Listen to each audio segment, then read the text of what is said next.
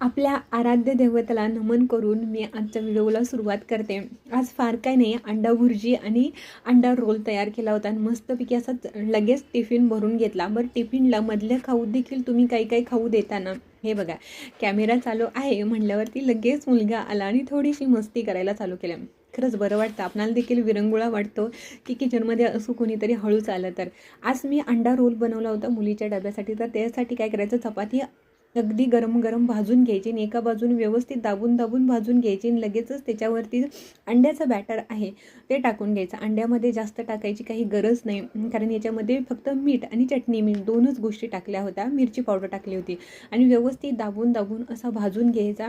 आतला अंडा अगदी सहज भाजलं जातं, मनामध्ये शंकेचा काहीच वाव राहत नाही।